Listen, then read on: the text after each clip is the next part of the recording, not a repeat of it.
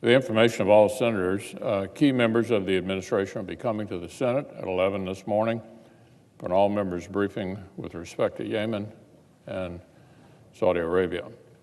Senators on both sides of the aisle have legitimate concerns about the war in Yemen, the terrible humanitarian plight of Yemeni citizens caught in the crossfire, and the multiple U.S. interests wrapped up in this conflict.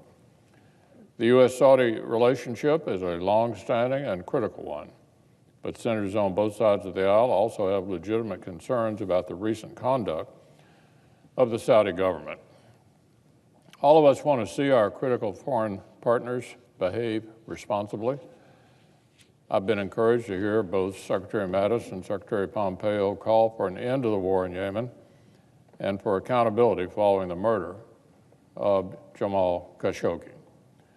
So I look forward to hearing from both secretaries today and learning more about the administration's strategy to achieve these and other important objectives. Now, Mr. President, on another matter, there's a lot of work to do. It's been our message returning from the Thanksgiving holiday.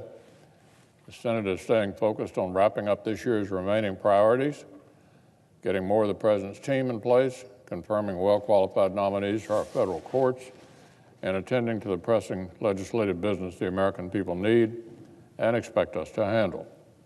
Yesterday, the nomination of Stephen Baden to serve as General Counsel at the Department of Agriculture was confirmed with bipartisan support, and the motion to advance the nomination of Karen Kelly for Deputy Secretary of Commerce cleared by an even wider margin. But these important steps haven't always come easily. Like I mentioned yesterday, between the day the Baden nomination was favorably reported by our colleagues on the Agriculture Committee and yesterday's confirmation vote, 351 days elapsed. 351 days on the executive calendar. These stories are similar for so many of the President's well-qualified nominees. Needless delays, a record-breaking number of cloture votes, and then many go on to clear the chamber with bipartisan support. In some cases, that support is nearly unanimous. But my Democratic colleagues made this body drag its feet regardless. So we'll press on and continue this week to make progress and put to rest the various outstanding items that have to be completed before the end of the 115th Congress. Today, the Senate will vote to confirm Karen Kelly to serve as Deputy Secretary of Commerce. By any metric, Ms. Kelly has the experience and economic acumen to continue a record of outstanding service in that role, a record she's already begun by serving capably in an acting capacity since last year. I hope each of my colleagues will join me in voting to confirm her. Then, Madam President, the Senate will turn to consideration of a judicial nominee, Thomas Farr, to be a U.S. District Judge for the Eastern District of North Carolina. Mr. Farr is a graduate of Hillsdale College, Emory Law School, and Georgetown University. Over a nearly 40-year career in law, he's developed expertise in labor relations and constitutional law.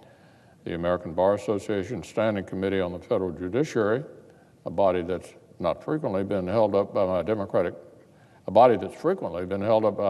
our Democratic colleagues as the gold standard, has awarded Mr. Farr its highest possible rating, unanimously well qualified. Our friend Senator Burr has testified that his fellow North Carolinian has, quote, the requisite expertise, character, and judgment required for the federal bench, and that he will serve in this role honorably. So I would urge all of our colleagues to join me in voting to advance this nomination later today.